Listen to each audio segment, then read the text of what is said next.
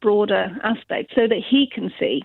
More than, yeah, of course. And, they are kind of available to buy, so that you get a proper broad scope view behind you. Makes sense, doesn't it? It does. And possibly, the lads who came screaming past on bikes on a double white line and should not have been overtaking on a little country lane, Richard might have seen them as the husband. And it was just because I heard and saw out of the corner of my eye that we didn't take that right turn. It could have been disastrous. Gosh, yes. And that I mean, there's a lot going on there psychologically as well, which includes the adrenaline. The sort of fight and flight syndrome kicks in and you end up articulating your adrenalized anger at the cyclist, understandably, but really you're frightened of what might have happened rather than the infringement that's been undertaken by the cyclist. So the freedom element is weird. It's quite selfish.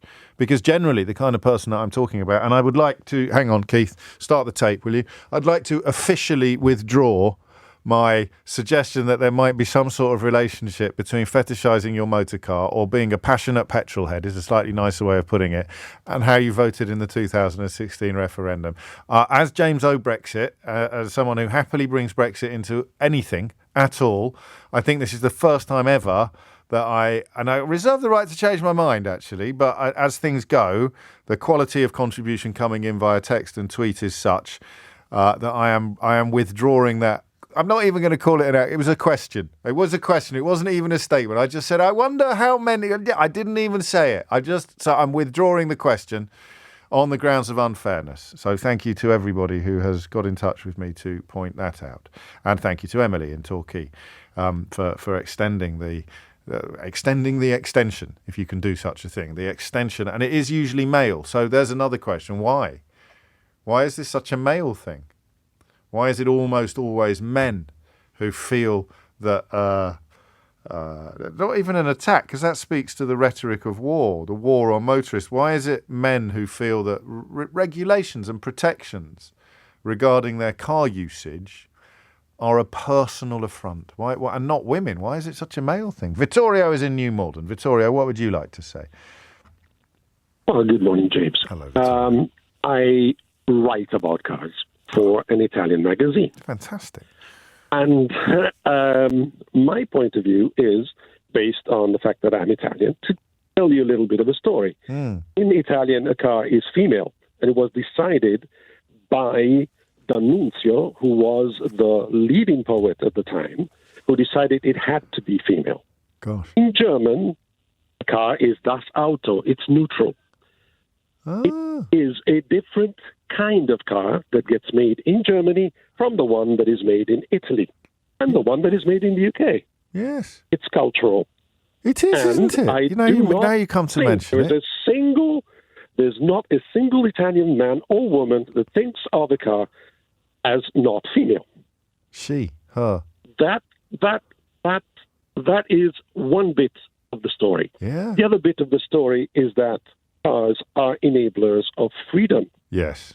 They enhance often your first freedom, your first full freedom. I can go where I want, when I want, for the first time in my life. Exactly. No, but for the rest of my life. Yes, I know. I have a friend who has decided not to even try to get a driver's license. Yes. And his way of life is completely opposite to mine. Of course. I see and do things that he cannot even fathom, thanks to the automobile. Next step, next point. This is strong analysis. You are right in saying that from a physics point of view, 20 miles is a lot better than 30 miles when it comes to an impact. However, let me Don't spoil it. Don't spoil it by going down the boring route. But I will listen. I'll let you go. No, go have a go. Don't make it a motoring phone. This is a psychology, emotional phone in, and you've played a blinder so far. Don't turn it into a motoring phone in. No. I'm just telling you there's a place in the world where there's no speed limits. It's called the German Autobahn. Okay. And believe it or not, it is the place in the world where there is the lowest number of accidents, with the lowest number of dead people. Yes, that's not relevant to the Welsh proposal on minor roads, is it? Speed is not the only item in the equation. No, but it is an item. Yeah, okay. It is an item. I recognize it. You cannot change physics. You The can. laws of physics are what they are. However, it is not the only item. And when it comes to lowering the speed limit, there are many reasons why people like me would not feel happy about it. And that is because it diminishes the amount of reach No, that I get can it. have I get it. in a day. And it doesn't strictly go to the root of the issue of why there are accidents. Well, In any case, parts of it do. Parts of it do. We're going to run out of time, and you didn't. problem. You didn't spoil it towards the end. I just in a sentence, the difference between, based upon the fact that they're gendered, the difference between Italian cars and German cars, if you would. Well, in your mind, what is the color of a Ferrari? It's fiery red. Yeah. It's passion. It is everything that my country, I'm also English now, Sure. but my country represents. And whereas I think of an Audi, it would probably be black. Or grey. Black. It is a car that achieves technical... Latin. You're talking about Latin temperament in the context of an inanimate object, aren't you? And I actually buy Absolutely. it. No, I get it. I can see what you mean. And it speaks to some of the stuff that we were discussing. Vittorio, that's perfect. And so is this text, actually, because I'm only half joking when I tease Vittorio or the first caller in Chandrino about the boring nature of motoring phone-ins as opposed to the way that we're doing this together. This is, for me, genuinely much, much, much, much, much more interesting. And here is the proof. Here is the absolute proof. So Vittorio was pretty good with the gendering of cars and the way that changes our attitude to them. But check this out, all right? This is why we do what we do. Hi, James. My husband loves travelling by public transport, but I haven't been able to share this joy with him. The gentleman who mentioned the control aspect of being in a car has just changed my perspective completely. My ex-husband was controlling and sometimes violent. We had 4 boys at the time, and I was completely isolated. My lovely mother secretly paid for me to have driving lessons then. When I passed my test, bought me a little old Mini for £150. This changed my life and that of my children. I have just realised that this is why I am subconsciously or unconsciously and there are several O's after that S attached to my car. And that, I mean, that's a brilliant contribution to the programme, not just because of your own personal relationship with a car as a vessel of freedom and escape, but also because of the difference between your current husband and your ex-husband, and the fact that the better one, the nice one, the one you're with now, has absolutely no need to extend his appetite for control into his transport choices. 11:47 is the time. It is 10 to 12 and you are listening to James O'Brien on LBC. I mentioned, I think on Monday, that we would be speaking, and I mean actual Monday.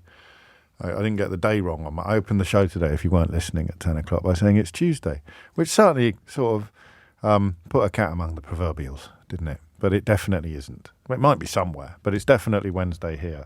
I mentioned earlier this week that I would be speaking to Peter Corr, who is organising the National Rejoin March set to unfold in London on Saturday. And interestingly enough, up he pops during a motor-related conversation, because Peter, I can exclusively reveal, is not an obviously paid-up member of the tofu-eating wokerati. He's a lorry driver who has kindly scheduled a lay-by stop in order to contribute to the programme today. Peter, why the National Rejoin March? And first of all, why you? Hi, James. Hello. Thanks for having me. Thanks for that description too. The National Rejoin March, because it's really urgent that we get on with this now. Why me? I think because I'm almost doing it as service. I'm ex-army, yeah. And when you're in the army, service to your country is kind of embedded in you. So it almost feels like having left the army, I'm extending my service to the country by doing this.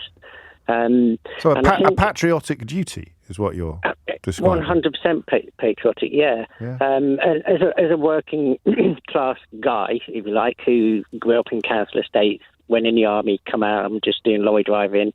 I all the people I see and speak to in the real world are working class. Yeah. And it's us and middle class too, but the lower end of the middle class, if you like. And it's us who are really most affected by the effects of Brexit. In terms of inflation, especially the cost of living crisis is massively amplified in this country by Brexit, leaving the single market. So I feel like it's my duty, really, because a lot of people that you see and hear in the media all the time are always talking about political theory and things like that, and that just doesn't matter to most people's real everyday lives. So I'm deliberately trying to present the National Joy March from the perspective of real people's lives.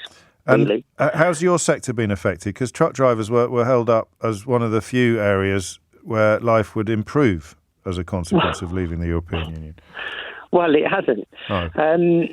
Wages, in some respects, have gone up, but not. They certainly haven't matched inflation, for starters. So Sure. Wages haven't gone up technically when you consider our wages have gone up less than the cost of stuff going up has. So even though that's technically true, it isn't really true. And working conditions have actually gone down because of Brexit. Right. So a lot of small I used to work for a small company, and they went bust because they really struggled getting drivers through leaving the single market, which meant I had to go and do basically the same job for the same money, but for a big company, which is further away from my house for starters, so I'm spending more on fuel to get there. And, we're treated like a number now, whereas the company I worked for before, I spoke to the director every day, really, on a real personal basis. And now we're treated like a number. We're treated a bit poop. And It's diminished your working life. Yeah, I hear you. Yeah. How does a lad driving a lorry go about setting up a march, a national march? What's the actual process, Peter? Lots of Zoom calls from the cab of my lorry, because I'm actually in the lorry Monday morning and don't get home till Friday evening, so I do what's called tramping, sleeping in the lorry. Yes. So ironically, that gives me a bit more spare time than if I was going home every night. I see. Yes, I guess it does. Of course. Yes. Yeah. So and then it's just going through getting permissions in place with the Met Police, GLA, and you make it sound quite straightforward. I wouldn't know where to start. Well, I didn't. Last year was our first march, and it's going to be an annual thing, basically. We want to put Rejoin on the agenda, then keep it there until we're back in the EU. So last year was the first time I've ever done anything like this. I mean, it all came from setting up a Facebook group originally. Because in 2019, when it was obvious Boris Johnson was going to win that election and we were going to leave, I thought, well, we can't give up. That can't be it. It can't be over. So what's the next step? Well, campaign to rejoin the EU then. So I just set up a little Facebook group, and it absolutely ballooned to have thousands and thousands of people, to the point where I needed people to come and help me sort of manage it. And even during COVID, there were so many calls every day saying, what are we doing? Why are we allowing this to happen? We should be out in the street. And I was like, you're right, we really should be out there marching and campaigning for this now. No matter how long it takes, we need to be there now, showing the presence and showing that we're not going anywhere. Well, you're converting me, because we've been in touch privately, and I wasn't convinced that it was worth doing anything yet. But you're certainly swinging my pendulum, Peter, with every sentence that you utter. Tell people listening how they can get involved on Saturday. We're starting at the bottom of Park Lane, so outside the Hilton Hotel. We're going to start the march at 1 p.m, so sort of be there before then. Bring EU flags or flags from other European countries, or even Union Jack or Scotland, England flag, whatever you like. Just Wales. bring flags. Don't forget Wales. I'll get Wales, letters. Scotland. There are people coming. Wessex. There are people coming from Scotland, Wales, Northern Ireland, and plenty from England too. Fantastic. Everybody's welcome. We've also got people from European countries. We was out flying last week actually, and I met up with some people from France and Italy who are both over here. And I said, we were saying, are you here next week? And they were saying, yeah, and they're going to come too and bring their flags. because I do totally believe in the European family. Again, probably from the army. I was in Germany 3 years, and we did exercises with various European countries' armies. And you do feel like a European family. They're our closest neighbours and allies. It's ridiculous the way we're othering them and making them look like the enemy. It's really ridiculous. But anyway, sorry. So we're going to start sorry. Park It's Lane. lovely. We're going to march through London past Trafalgar Square and then past Number 10. And I'm desperately trying to stop people from swearing as we walk past Number 10 because there's going to be children there. Yes, well done. And do you have any idea of numbers, Pete? What's the kind of... I don't know. We'll just wait and see. The biggest number we had from the police last year was 50,000, and that blew our expectations considering, we didn't have an advertising budget. We haven't this year, to be fair. Sure. But all of the numbers this year are bigger, so we raised more money to get it done. There's more coaches being organised to come this year. We've had more media coverage, including right now with you. So all of the numbers are way bigger than last year, so we're expecting the number of people to be there to be hopefully way bigger too. I wish you well. I do. I can't come this Thank year. you. Yeah, I told you that already, but it's not through reluctance. It's through circumstance. So can I book you now for next year? I'll have to talk to my agent. Well, first I'll have to get an agent.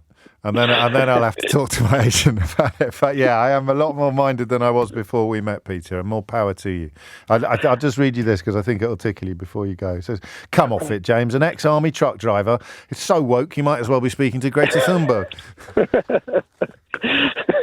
I dress up as Greta Thunberg at weekends. Mind how you go. Drive carefully, Peter. Thank you very much. Peter Core, the organiser of the National Rejoin March, framing it there as a form of patriotism that, of course, Nigel Farage wouldn't understand if it slapped him round the face with a wet fish.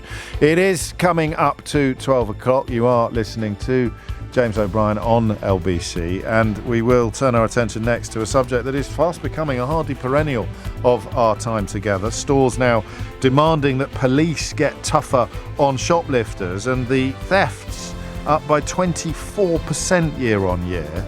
I do wonder whether it's time to look at this from the other end of the telescope. How much of that increase, that exponential increase, is down to the fact that more people simply can't afford the proper prices? 3 minutes after 12 is the time. Loads of stuff about that. We got that right. Can we give ourselves I think I'm allowed to give myself a pat on the back after being so self-deprecating at the opening of the programme, and I managed to get the day wrong.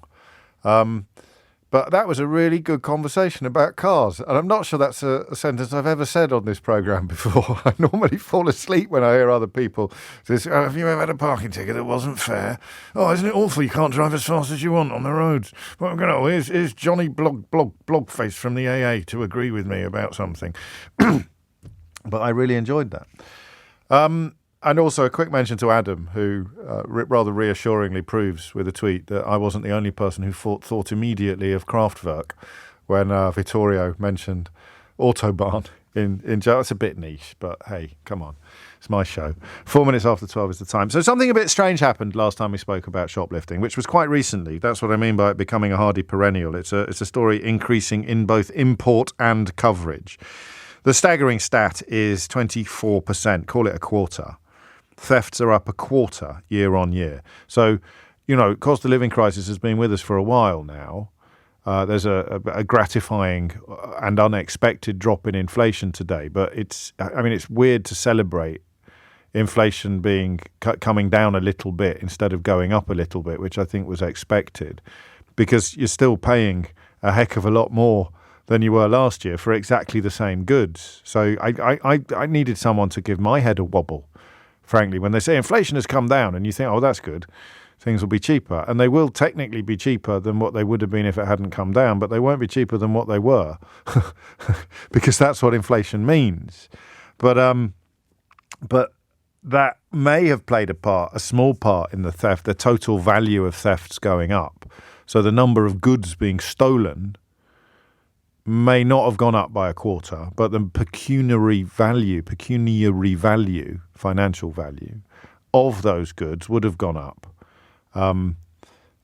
by a quarter. It's a bit like people not understanding when they send me tweets about exports to the European Union, not understanding the role that inflation has played in that process. So, if you're exporting £10 worth of potatoes to the European Union in 1997, and you're exporting £10 worth of potatoes to the European Union in 2023, and that's proof that Brexit hasn't damaged anything at all, you're exporting a hell of a lot less potato in 2023 than you were in. But anyway, it's fools to me to have to. What's the phrase? You can explain it to them, you can't understand it for them.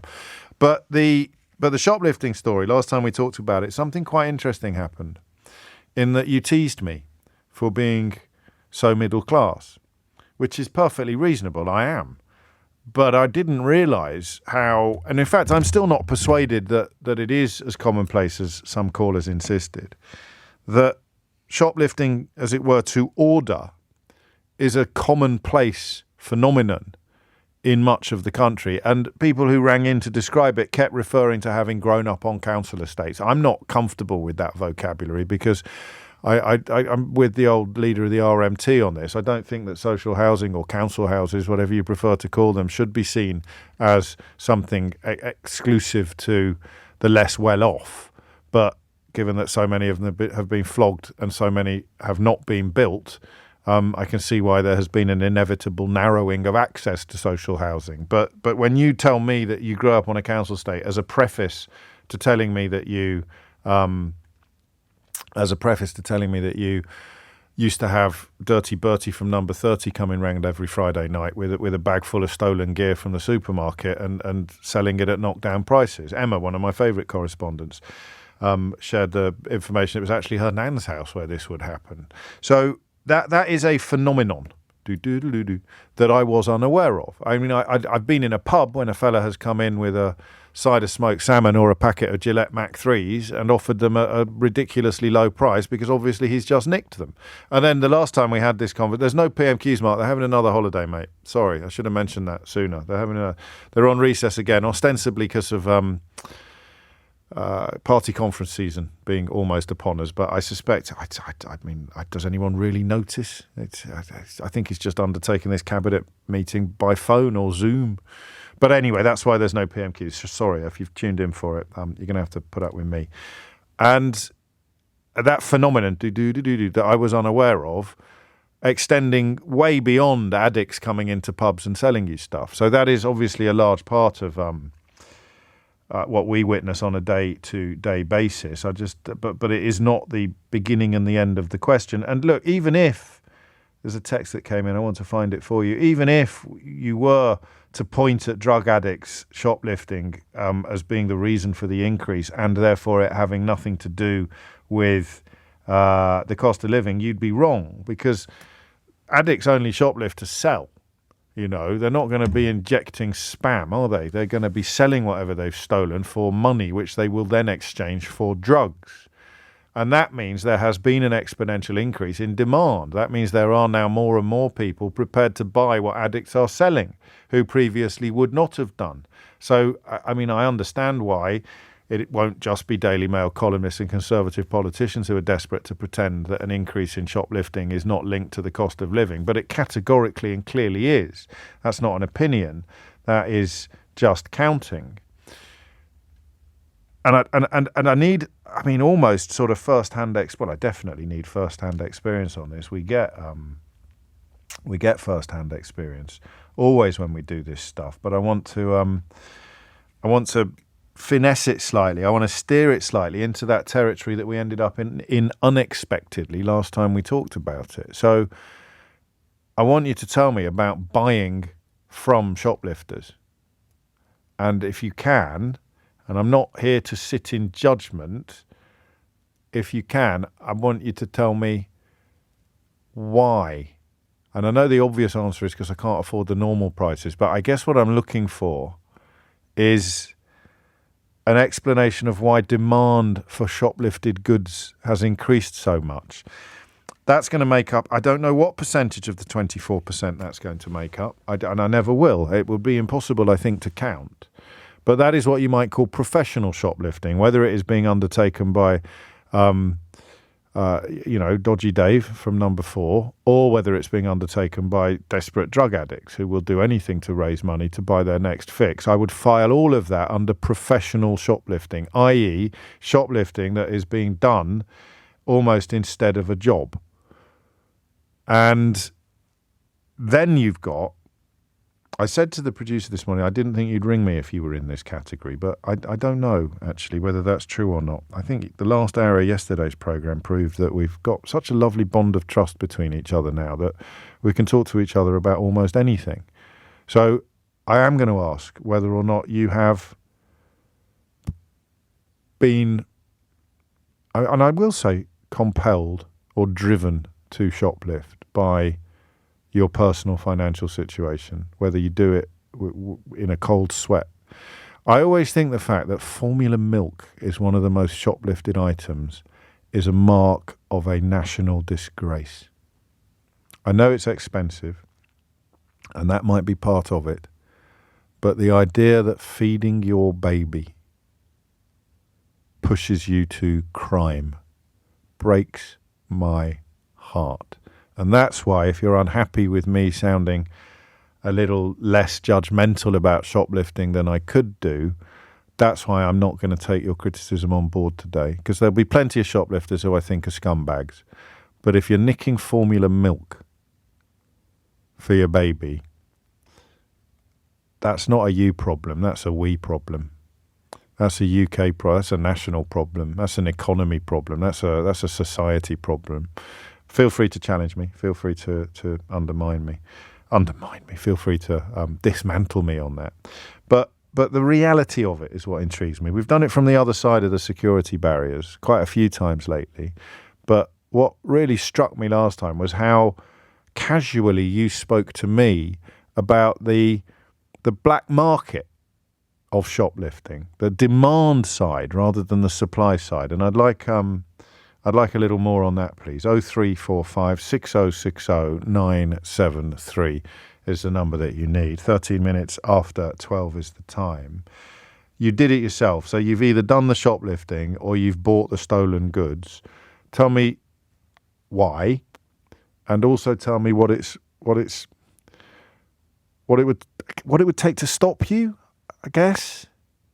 Because the more stentorian and draconian the response becomes, giving, for example, security guards the right to hit you over the head or handcuff you, the more pertinent the question of whether you've been driven to it by desperation or sort of laziness or greed becomes. I can't imagine that many people go shoplifting for fun. Teenagers do. I did. I got caught. One of the most terrifying days of my life. But in terms of stealing food, I don't think anyone's doing it for reasons that are utterly undeserving of sympathy. I really, really don't. Here you go. Name and address withheld, please, if you read, of course. James, I'm in work and I receive universal credit. My mortgage has recently increased by £350 a month. The way universal credit works means I would now need to earn an additional £650 to £700 in income to make up this shortfall. I have always considered myself honest and law-abiding, but I have recently taken to accidentally failing to scan some essential items at the self-service tills. This is survival, not crime. It takes the pressure off just a little bit. And that's someone who's texted me a few times on a whole range of subjects, making the case that I think I probably failed to make as well myself, because he or she has been there and I haven't. So how much of this exponential increase in shoplifting, knowing what you know, doing what you do, living where you live, how much of it do you think is down to the fact that people can't afford to pay? It's 12:15. 12:17 is the time, and 24% is the figure. Thefts up by a quarter year on year. I'm asking why, but I'm asking it from the perspective of people who are part of that statistic, and what you can tell us. 18 minutes after 12, particularly about this market that pretty much nobody in Parliament will know about. it's fair to say. The market for stolen goods. Let's start in Cheltenham. Jason is there. Jason, what would you like to say? Hello, Jason. Hello, mate. I used to shoplift to support a drug habit. Right. And the best people, target's probably not the right word. Sure. Single mothers on the estate is where, we knew they would be desperate for stuff like nappies. So that's what we'd go out and shoplift, stuff mums would need, and sell it to them for half price because they just struggled too much. I mean, did you take orders, or did you just know what was needed and then sort of hawk it around yourself? You could take orders, but then you'd get to know, because first started off going in the pubs trying to sell batteries and razors and stuff like that. Then you realise the most desperate people would be like the single mums. So then you just start getting stuff that they want, like milk, baby's milk, bottles, dummies, that sort of thing. When you were in your sort of the tightest grip of your addiction, Jason, how much would you be nicking? Probably about £100 to £200 a day. From the same places as well? Were you known? Yeah, I think they get to watch you, so you have to go spread your net a bit further. And you'd then sell that for roughly half of what the retail value was? Yeah, you try and get half price, yeah. And that was your habit? So your habit was £50 to £100 a day at that point? Yeah. Okay. And how often did you get caught? Not that often. I was quite good at it. If I ever did get caught, it was like they come and find you afterwards. It'd be on CCTV or something. But right. Most of the time, you get away with it because you're not going for stuff like TVs or you're going for like. I don't want to give any techniques away, but if you go in with a single mum, she's got a pram or a pushchair, you just put the nappies underneath where they're not going to. Do you know what I mean? No, of course, yeah. No, you don't. You don't. Yeah, the details not important. It's more the bigger picture stuff. You're clean now, are you, mate? Yeah. How long for? I've got 2 children now. Oh, well done. Christ, been about 5 years. So when I tell you that it's gone up by a quarter, and I say, knowing what you know and doing what you did, why do you think it's rocketed so much in the last 12 months? What do you say? Oh, people were desperate. And they can't afford it, but they need things, especially like single mum. I grew up in a single, my mum was a single mum with too many children, and the only way she could feed us was Is that because you don't like your siblings, or is that a more statistical observation? Go on. A bit of both, I think. Yeah, fair enough. So she'd have to buy stuff off of, desperate people. So the local, And will it all, in your experience, would it always be addicts, or would there be people who weren't drug addicts but just sort of chose it almost as a life of crime?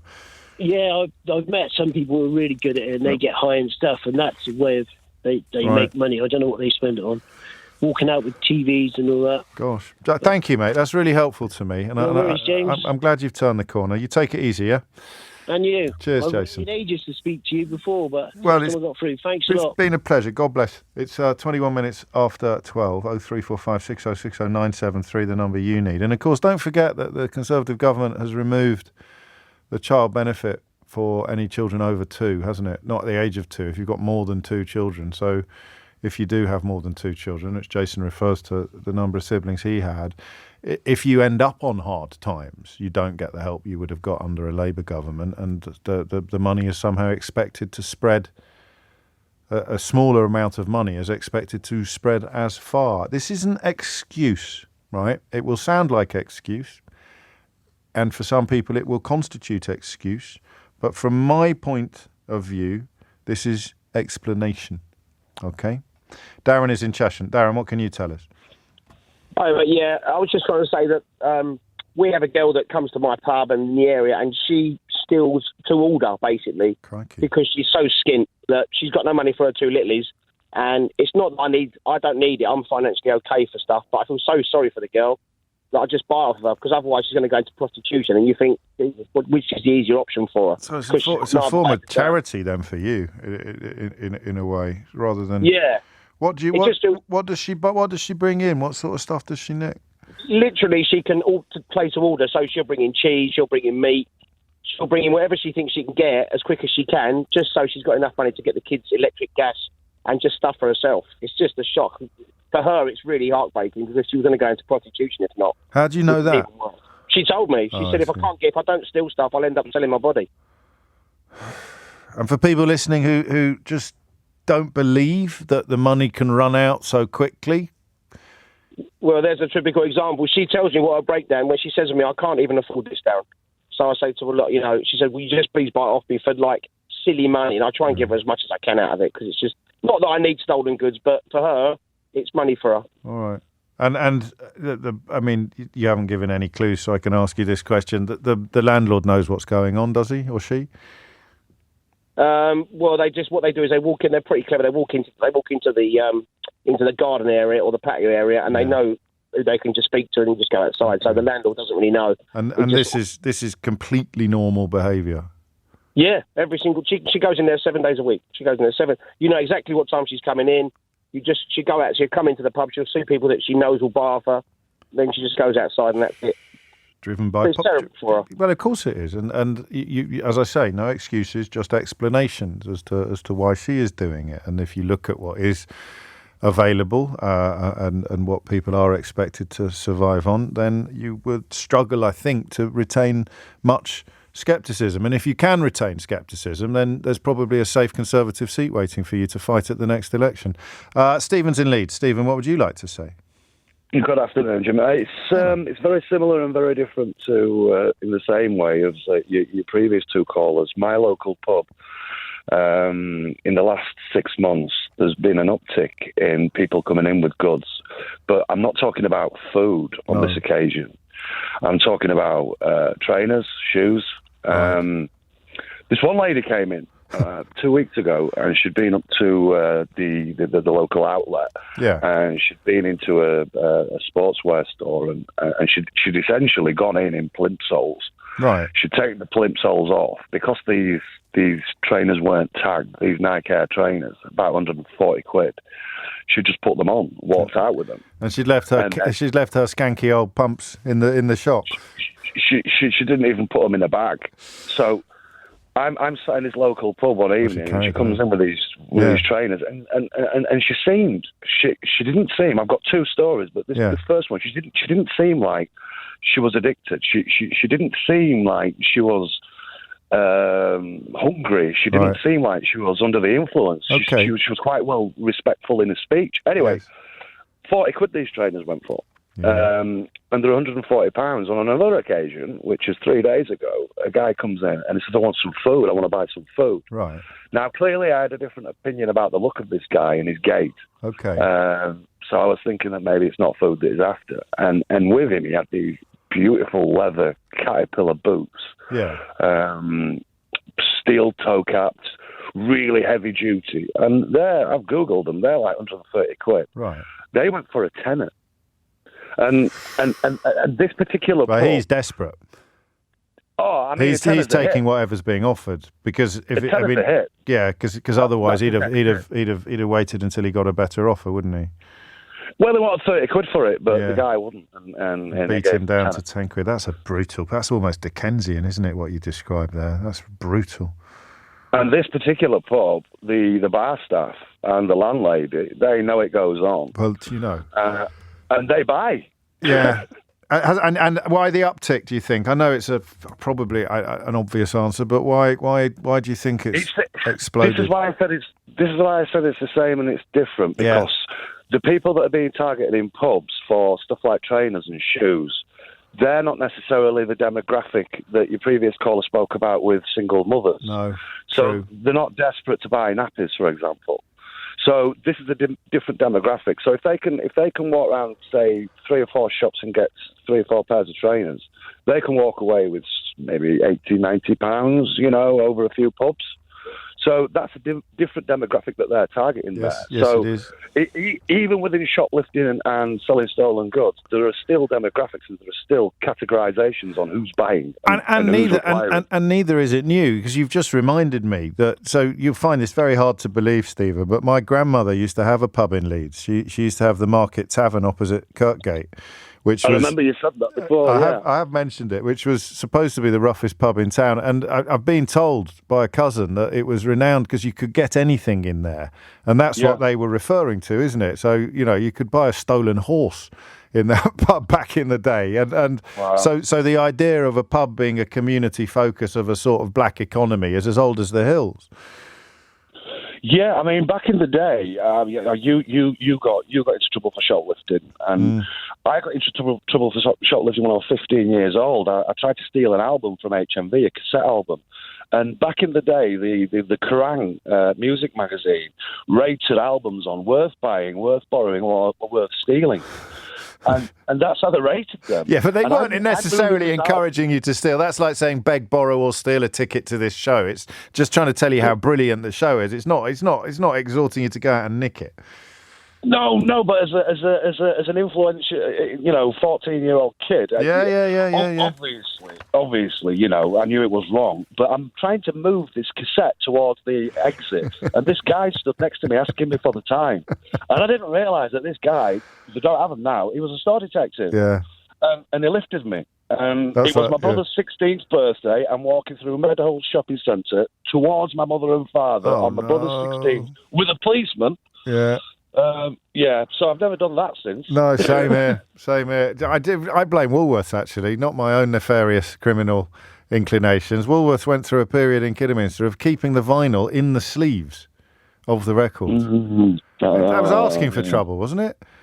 Well, the cassette was in the cassette case. Cassette was it. Well, there you go. You used to take the empty one up to the counter and then they'd fill it up for you. Anyway, obviously, shameful conduct from both of us. I mean that quite seriously, and nothing to do with the broadest with the broader topic under discussion. Dave, crikey, says Dave, that was the best pub in Leeds. You really are triggering memories. I doubt it's still there. It's not still there. I never went there. I was born. I never met my grandma, but it's a sort of curious claim to fame for anyone who's familiar with Leeds in the 1960s and 50s. 12:34 is the time. Breaks down into two categories, doesn't it? People doing it because they're skint or desperate, and people buying from them because they're skint or desperate. And I think you need to keep the two categories separate. And I want to add now the question of how do you address this? If you're running a shop, I think Nick spoke to the fellow that runs Iceland earlier. If you're running a shop, what the hell can you do? The police are underfunded, under-resourced, understaffed, overworked. The idea that they've got the time or the inclination, well, they've probably got the inclination, the energy. And, of course, if you arrest someone, here's the actual kicker that you won't hear from any client journalists or Conservative politicians. You catch a shoplifter. Let's say you increase hugely the policing of this issue. Catch one. Have a look at how long it'll take to come to court. And if the crime is being undertaken by an addict, that is not even at the beginning of a deterrent. When's your court date, mate? Oh, it's 2025, James. What are you doing later? I'm going back out nicking. So the absolute carnage in the criminal justice system at the moment, criminally, if you pardon the pun, underreported, is perhaps a factor of this phenomenon that we hadn't discussed or noted before. Because if you're stealing out of desperation and or addiction, then even getting your collar felt and getting a court date isn't going to either get you out of the cycle of stealing or act as any form of deterrent. 12:35 is the time. Dom is in Middlesbrough. Dom, what would you like to say? Well, you kind of just said it, but really, just to sum it up, I mean, it's not going to get better, is it? Because the country's not getting better. I don't think so. But, I mean, I suppose you look at either the supply or the demand side of it. The supply... That's exactly what I was going to say as well. Demand and supply. Yes. Because demand and supply, obviously, it's gone up. Like, if the price of everything's got more expensive and people know they can't afford it, then obviously they're going to go and, like, the stealing and everything's going to increase.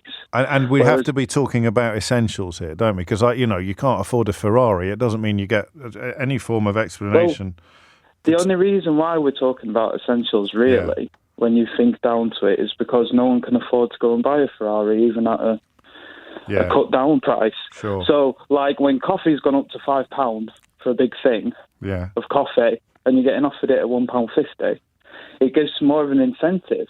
And then also when you go onto a council estate, even though I know it's not just council estates, when you go onto any estate, everyone drinks coffee. Everyone has had the price increase. No one can afford anything. Everyone's had to cut down, and nobody likes change. So the demand for it isn't going away. That's only going to increase. The only way to solve this is for everything to go back to normal. The pricing of everything, inflation come down, because then it's not worth stealing. And people who might have moral qualms about buying will be able to return to where they were before, because what you just said about the coffee was really interesting, Dom, because you've got someone who doesn't think they're the kind of person who would buy stolen goods in a pub, right? Yeah. But they're feeling the pinch. And let's say, just to extend your illustration a little bit more, let's say that they can only afford 2 pints tonight because the cost of living has gone up, and then someone is offering them £3.50 because they would have bought the coffee for £5. And now they can buy it for £1.50. There's £3.50 staying in their pocket, so they can have another pint. So someone who would never have thought of themselves as a market for stolen goods is because of the cost of living and inflation, it's almost as if their moral compass is spinning a bit. That's the exact point. So all morals have gone out the windows, just like it has for all these politicians, all these people at the top. Everything that they've done, all their morals and everything seems to have gone out the windows. So now all the people's morals are going out the windows, slowly but surely. And it needs to change quick before it gets too far gone. £265,000 Boris Johnson spent of our money on his Partygate legal fees, which even the National Audit Office has criticised. But someone nicking a jar of coffee out of the local branch of Iceland, that's a massive problem. I wonder how many people could cover the shoplifting crisis without mentioning the Boris Johnson £265,000 in the client media in this country at the moment. That would be worth keeping track of. Has it impacted in your world, Dom? Are you speaking from experience or just like me from observation? I've been at the top, I've been at the bottom. I know a large range of people from all shapes and sizes, backgrounds and whatever. So I see everything. I've seen the people doing the nicking. Yeah. I've seen the people doing the buying. Now, at the end of the day, when you look at the police and stuff like that, the police would never look for the people that are buying. No. They're always going to look for the police that are nicking. Same with drugs, really. Exactly. So the people that are buying are never going to be in trouble for buying. Are they really? No. So there's no incentive for it to stop. There's only incentive for it to get worse. And if prices got more extreme, oh gosh, would it get worse? Because no one can afford anything at the moment. So if their basic necessities and needs aren't met, and the British people, I'm a energy consultant. Right. People hate change in this country. Yes, they do. And they won't, because of their politicians, they won't have change. Look at the ULEZ thing that's going on. Yeah. Look at you know what I mean? Mm. We just want normality back, and that's the issue. All sense of normality is going out the window here. It feels that way. I mean, it's not a million miles away from one of the things I explore in my new book, but not quite as raw, not as close to the action as you described. I got the idea of it being, of course, part of the bigger picture is something I guess you'd have to resist if you are partly responsible for the bigger picture. So if you helped install this government, if you are supportive of this government, if you're turning a blind eye to everything from inflation to the cost of living crisis or trying to blame it all on the pandemic and the war in Ukraine, then you have to sort of reserve your hatred and your fury for the shoplifters rather than for the economic circumstances that you've helped to create. Here's an example. This is from Idiot's Corner. Francis writes, have all the food banks run dry?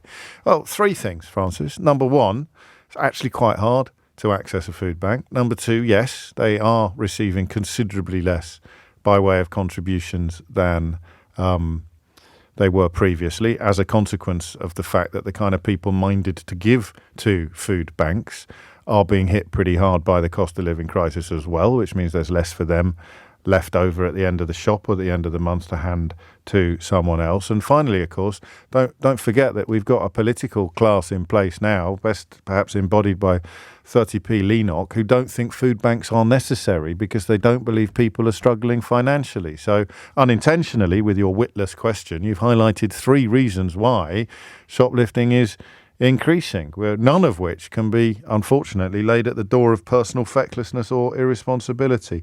But welcome to Idiot's Corner on the plus side. Sally's in Grimsby. Sally, what would you like to say? Hi. Hello. I currently work for a credit union, but prior to that I worked in benefits advice for many, many years, about 40 actually. I worked in a job centre for 27 years for my sins. And then I worked for an independent advice agency. So what I've seen over the last 13 years is, as you mentioned earlier, the 2-child cap on universal credit. Yes. Local housing allowance, the part of the universal credit that's to pay for rent, they've stagnated for many years. So, for example, in Grimsby, if you're a single person living in a rented house, you'll get £333 towards your rent. And the current rents around here is sort of £500-600. Well, you've got the bedroom tax, you've got the reduction in council tax support for people on benefits. People on ESA who are disabled. In 2017, overnight, MPs voted to just take £30 a week off them in the form of a work-related activity component. Preschool meals, your earnings have to be now under 7,400 to get preschool meals. Not in London. Not in London at primary school. Okay. I'm just clarifying that. No, because it's a politically interesting issue, and we talk a lot about politicians not doing anything, and there is that. I mean, that has changed in London and elsewhere. Well, but on you go. So add into that mix a couple of sanctions for not attending a work-focused interview, and you've got some serious poverty. Yes. I mean, I had a lady in this morning. I might have to go for customer comes, by the way, but I had a lady in this morning, and she's a carer earning £1,000 a month. Right. And her rent's $450, and she was needing a loan to help her get to hospital, to cover her costs to get to hospital. That's where we are. And just the transport cost. Just the transport cost. Yeah. Because every penny is spent already. Absolutely, yeah. Did you refer her to? And said to her, "Do you realise you can get some universal credit?" She didn't know. Right. So yeah, she'll get a little bit, not a lot, but it'll help, and good for you for doing that. Yeah, that's right. And you've encountered people who would. I don't want to use the word shame, but I can't think of a better one. They are part of the shoplifting cycle, and they really would rather not be. Yeah, I mean, nobody comes to me and tells me they've been shoplifting. I know it's going on. I do go to a food bank once a week, so I know people are in desperate poverty, needing food. Yes. Yeah. And what else are you going to do when push really comes to shove? Completely. Isn't it? Yeah. And the 2-child cap must be crucial. As I know you mentioned it, but the more I think about it, the more performatively callous that policy looks like. Absolutely is. Absolutely. I can't believe that some of the policies that have come in over the last 10, 13 years, why have we not got riots in the street? But a lot of people aren't aware of this. You've got a young woman there didn't even know she was entitled to some universal credit, but equally you'll have a huge swathe of the population completely unaware of the plight of the people that you work with, the plight of the people that you describe. It is 1:45, and you are listening to James O'Brien on LBC. Speaking of that extension of free school meals to every primary school child in London, very much a personal mission of the Mayor of London, Sadiq Khan, who is currently on another personal mission, this time to New York for a major climate conference that I think probably the Prime Minister should be at, but he's too busy preparing to give a speech explaining why he's about to dilute the United Kingdom government's commitment to addressing climate change. Quite a remarkable sort of juxtaposition there, or contradiction, but we will be catching up with Sadiq Khan after this. 12:48 is the time. You're listening to James O'Brien on LBC, where we began the programme this morning discussing the Prime Minister, or leaked documents, a leaked story from Downing Street suggesting that the Prime Minister is poised to reverse some of the both manifesto and I thought legally binding commitments to net zero, but I might be wrong about the second bit. We took a call, as you will recall, from the mother of Ella Adu, Kissy Deborah Rosamond, pointing out that there is a very important climate conference in New York at the moment, and she was wondering why Rishi Sunak wasn't there. Well, at least one British politician is there, the Mayor of London, Sadiq Khan, and he joins me on the line from New York now. What is the conference, and why are you there? Well, the United Nations General Assembly is meeting this week in New York, and what the Secretary General has done is use the opportunity to have a climate action summit at the UN, and he's invited me to take part in that summit. I'll be making my speech later on today. But the point also is you've got a chance to influence international policy, you've got a chance to meet leading businesses, those in those investors and others to try and impress upon them the importance to invest in London, the importance of doing business in our great country, but also to lead the tackle in relation to the climate emergency, in relation to reducing air pollution, in relation to future green-proof, high-skilled jobs. And here in America, President Biden has set out a really ambitious plan to create jobs, building solar panels, building wind turbines, building electric cars, building electric vehicle charging points. And at the very same time, it appears our Prime Minister, our government, is backtracking on commitments which will mean those jobs, those businesses leaving our country and probably coming here to the States. Who is representing the UK government at this summit? Well, I've met a number of international leaders and those from the UN who firstly are perplexed that our Prime Minister is not here. The phrase used is by people I hear as missing in action, AWOL. We are permanent members of the Security Council. I was told last night that Oliver Dowden is coming. I don't mean in any way to be disparaging or unkind to Oliver Dowden. Nobody I've spoken to here knows who he is. No. Right, do they know who you are, Sadiq Khan? Well, I've also been doing some American media, been on breakfast shows and other media to impress upon Americans, whether you're a business person, an investor, a potential tourist or a student. London is open, London is booming, and the response has been fantastic. I mean, Americans love our great city, and it's really important to bang the drum for our city, but also to show we can be world leaders. Look, we can't be lecturing countries like China, India, those in the global south to take action to reduce carbon emissions, and we ourselves are backsliding. How long are you there for? I'm coming back tonight. Okay, and what is the speech going to be about? Sunday. Well, only one mayor's been asked to speak, and that's been obviously very humbled. What I'll be talking about is how cities are first movers, we are doers, whereas countries are delaying, and today's speech from Sunak confirms we, as a country, are backsliding.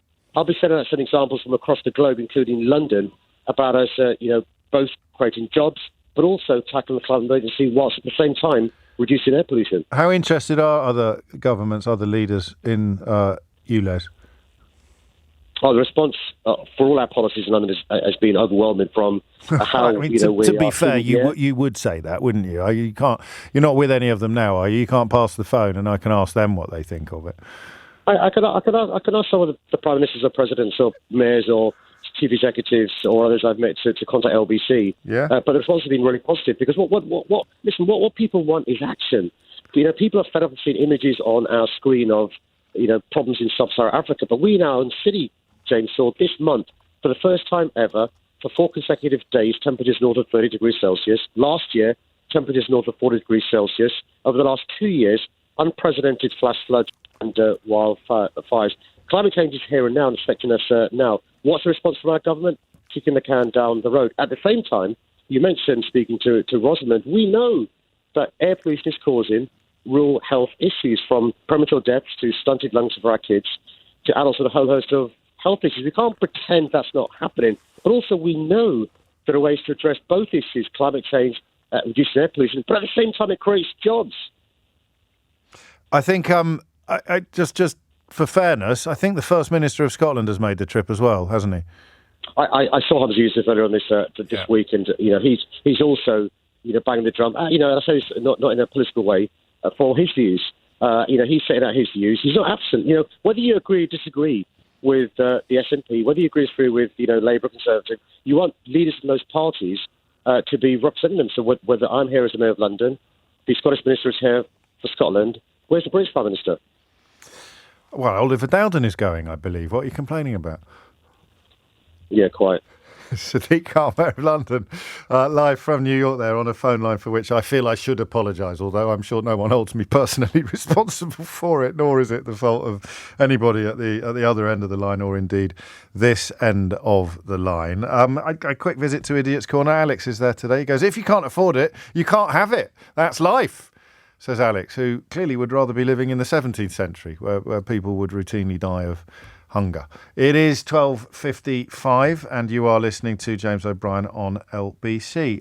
I've seen people, writes Tony, steal from our food bank donation trolley at the local supermarket, which is now next to the security station, to try to deter people. I've mentioned to you before that food banks are struggling for donations. The items we constantly run out of are formula, coffee, toiletries, tinned meat or fish due to the cost, which is also now, these items are also now topping the list of top shoplifting items. Over 60% of our users at the food bank are in work. That was 37% in 2021. Some facts from a food bank in Manchester. This is just one town in Manchester, James, and I know from previous communications that it is Wythenshawe. Just let me get this correct, this text. I just need to move it slightly so that I can read it properly.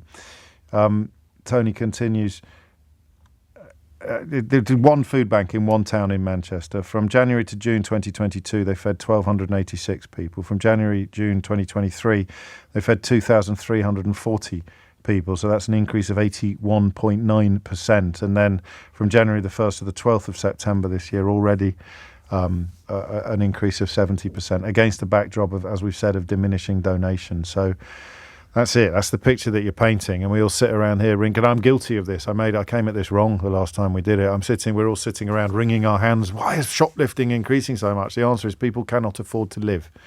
Dean's in Slough. Dean, what would you like to say? Hi. What I'd like to bring to the table is you've heard of deduction of earning orders and attachment of earning orders. Yes. Yes. My personal experience is I could earn $2,000 in a month, or work earn $2,000, 2,300 or so, but then I'm losing $1,000 without any control, sometimes without notice, due to say child maintenance, deduction of earning orders being sent to my workplace and losing it. I've got 3 children myself personally, so I'd lose, let's say 500 to 700 on that alone. Yeah. And then I might have a motoring offence, or I did have a motoring offence that came into the equation. So 1 month my payslip said 2,300 earned, but I lost 1,100 because of a £700 fine plus child maintenance and arrears in the child maintenance. So I'm unable to plan. I'm unable to do anything with my money. At the moment, I'm working and I'm driving a company vehicle. I've got a fuel card, I'm living with my dad. It's paid for by my grandparents already. The flat's already paid for. So my outgoings are low. But if I didn't have the fuel card with private use of my vehicle, with the work vehicle, if I had to pay full rent, like £1,200 a month, for example, I'd be in trouble, and would be using the services of shoplifters, not because I want to, but because I need to. Because you would save money as a way of, simply save money, and the moral. Yes. The moral safeguards against behaving like that are obviously vulnerable to financial necessity, which you describe in very personal terms, Dean, for which I thank you. Quick one from John in Bristol. 30 seconds or thereabouts, John, if you could. What would you like to say? Oh, James, right, yeah. Okay, you talked about babies at the top of the hour.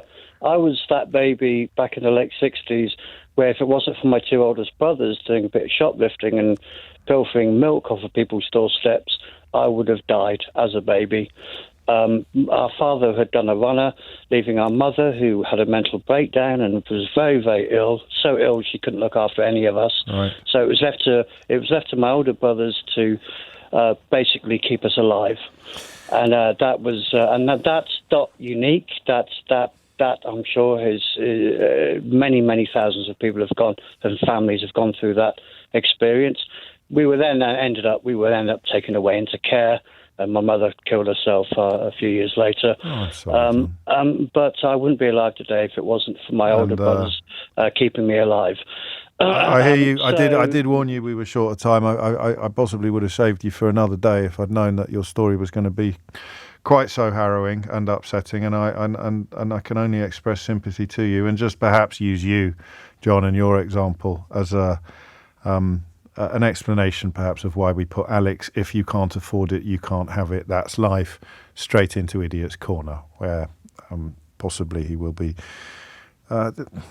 appreciating his surroundings. Certainly he'll be loving the company. If you missed any of today's show, you can catch up on Global Player, where you can find all of LBC's shows to catch up on, as well as all the best video clips from LBC and other global stations. Rewind live radio on Global Player. Download for free from your app store or head to globalplayer.com. Coming up at 4 on LBC, Tom Swarbrick will be with you. And for now it is Sangeeta Maiska. Tis Sangeeta Maiska. Tis Sangeeta Maiska. Tis Sangeeta Maiska. Tis Sangeeta Maiska. Tis Sangeeta Maiska. Tis Sangeeta Maiska. Tis Sangeeta Maiska. Tis Sangeeta Maiska. Tis Sangeeta Maiska. Tis Sangeeta Maiska. Tis Sangeeta Maiska. Tis Sangeeta Maiska. Tis Sangeeta Maiska.